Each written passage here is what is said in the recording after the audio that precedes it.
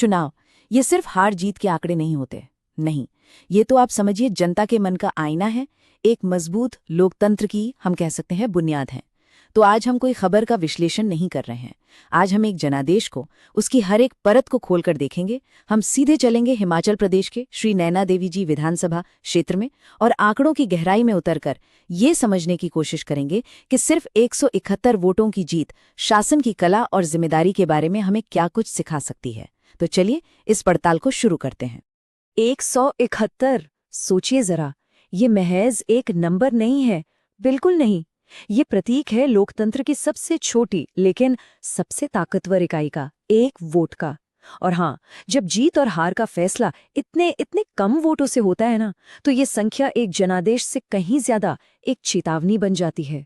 तो इस पूरी बातचीत में हम यही समझने की कोशिश करेंगे कि इतनी मामूली, इतनी नाजुक सी बढ़त पर आखिर जीत मिलती कैसे है, और जब मिल जाती है तो इसका सरकार चलाने पर क्या असर पड़ता है। असल में ये कहानी हर उस एक वोटर की है जिसके वोट की गिनती हुई और जिसने नतीजे को एक नया आकार दिया। तो सवाल ये है कि ये सब हुआ कहाँ? ये चुनावी खिंचतान, ये आखिरी पल तक की धड़कनें, ये सब देखने को मिला हिमाचल प्रदेश के श्री नैना देवी जी विधानसभा क्षेत्र में। एक ऐसी जगह जहां 2022 का चुनाव इतना इतना कड़ा था कि नतीजा आखिरी वोट गिने जाने तक हवा में ही था। लेकिन एक बात साफ कर दूं, ये कहानी सिर्फ नैना देवी जी की नहीं है। ये कहानी है भारत के उन सैकड़ों विधानसभा क्षेत्रों की जहां हर एक वोट सचमुच में फैसला करता है। अच्छा, अब जरा इन आंकड़ों पर नजर डालिए। कुल मतदाता लगभग 75,000 और वोटिंग कितनी हुई? 82.81%। ये बहुत बड़ी बात है। इससे पता चलता है कि यहाँ के लोग अपने वोट की ताकत को लेकर कितने कितने जागरूक हैं। लेकिन अब देखिए असली कहानी। बीजेपी का वोट शेयर 47.23% और कांग्रेस का 46.96%। फर्क सिर्फ 0.27% का। मतलब इसे कहते हैं स्टैटिस्टिकल टाई। एक ऐसा मुकाबला जो लगभग बराबरी पर छूटा, एक ऐसा जनादेश जो साफ साफ बटा हुआ है। देखिए, चुनाव सिर्फ नंबरों का खेल नहीं होते। नहीं, असली चुनाव तो गांवों की गलियों में, खेतों की पगडंडियों पर और लोगों के दिलों में लड़ा जाता है। तो चलिए अब इन आंकड़ों से थोड़ा आगे बढ़ते हैं। उस जमीन को, उन लोगों को समझते हैं जिनकी उम्मीदों ने, जिनकी चिंताओं ने इस नतीजे को गढ़ा है। ये है श्री नैना देवी जी, सतलुज नदी के किनारे बसा हुआ पहाड़ों और मैदानों का एक खूबसूरत संगम। यहाँ की हवा में आपको एक तरफ मां नैना देवी की गहरी आस्था महसूस होगी, तो दूसरी तरफ खेतों में पसीना बहाते किसानों की मेहनत। और यही भूगोल और यही संस्कृति मिलकर यहाँ की राजनीति की जमीन तैयार करते हैं। यहाँ हर मुद्दा, चाहे वो राष्ट्रीय हो, उसकी अपनी एक स्थानीय गूंज होती है। किसी भी जगह की राजनीति को अगर समझना है ना, तो वहाँ के सामाजिक ताने बाने को समझना बहुत जरूरी हो जाता है। यहाँ राजपूत, ब्राह्मण और अनुसूचित जाति के बड़े समुदाय हैं, लेकिन इनको सिर्फ वोट बैंक की तरह देखना एक बहुत बड़ी गलती होगी। ये वो समुदाय हैं जिनकी अपनी एक ऐतिहासिक पहचान है, अपनी उम्मीदें हैं और विकास को लेकर अपनी अपनी प्राथमिकताएं हैं। और एक कामयाब राजनीतिक समीकरण वही होता है जो इन सभी की उम्मीदों के बीच एक संतुलन बना पाए। तो सवाल ये उठता है कि जब एक आम इंसान वोट डालने जाता है तो उसके दिल दिमाग में असल में चल क्या रहा होता है? कौन सी बातें उसे परेशान करती हैं? सबसे पहला, बेरोजगारी। वो दर्द जो युवाओं को अपना घर, अपना गांव छोड़ने पर मजबूर कर रहा है। फिर आता है खेती का संकट। किसान दिन रात मेहनत करें और उसे अपनी उपज का सही दाम तक न मिले। फिर रोज की परेशानियां, टूटी सड़कें, पानी की किल्लत, बिजली की कटौती और इन सब के ऊपर कमर तोड़ देने वाली महंगाई।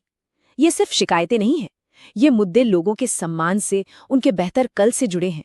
और देखिए, जब ये बुनियादी जरूरतें भी पूरी नहीं होती ना, तो इसका असर सीधे हमारे संवैधानिक मूल्यों की नींव पर पड़ता है।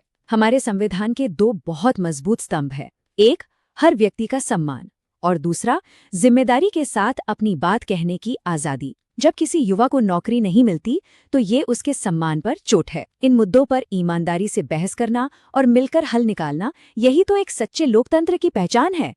तो ये जो हमने देखा श्री नैना देवी जी में इतना कड़ा मुकाबला, क्या ये बस एक इत्तेफाक था या फिर ये किसी गहरे पैटर्न का हिस्सा है?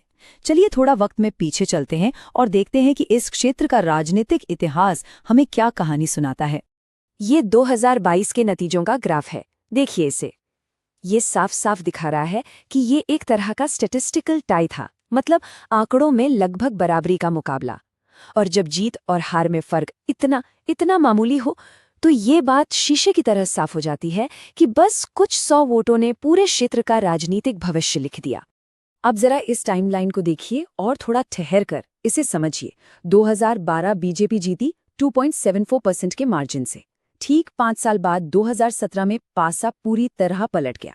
कांग्रेस ने सीट छीन ली 1.84% के अंतर से। और फिर 2022 में बीजेपी ने वापसी तो की, लेकिन कैसे? सिर्फ 0.27% के मार्जिन से। ये पैटर्न एक बहुत बड़ी कहानी कहता है।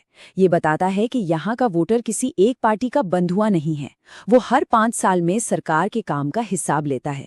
यहाँ एंटी इनकम्बेंसी यानी सत्ता विरोधी लहर एक बहुत बड़ी और लगातार दिखने वाली सच्चाई है।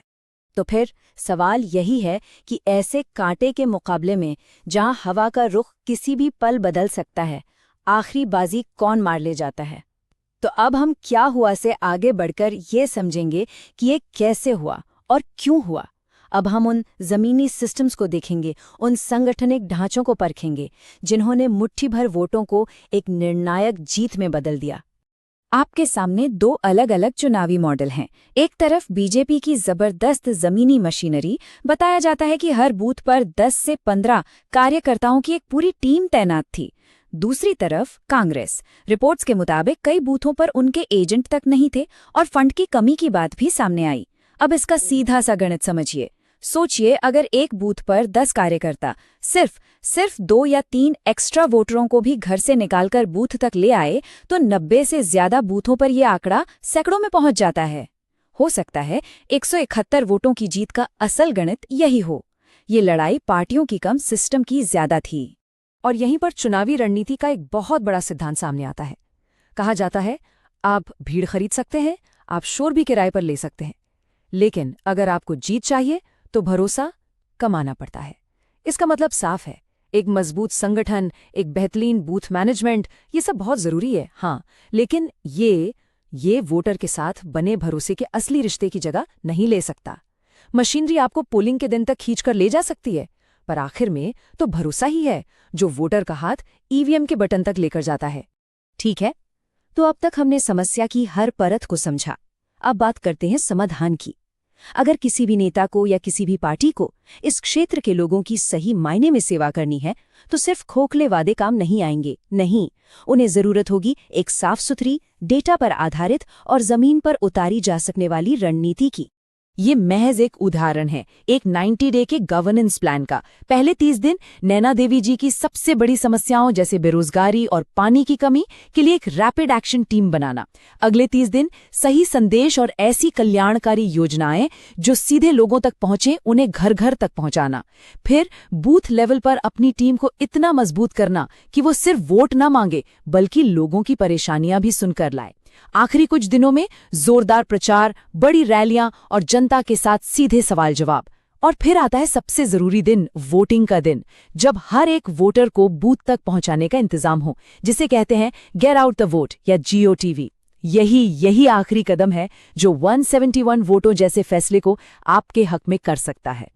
और आज के इस डिजिटल दौर में जब व्हाट्सएप ग्रुप्स पर चुनाव लड़े जा रहे हैं, एक और संवैधानिक मूल्य को याद रखना बेहद जरूरी है, और वो है निजता का सम्मान।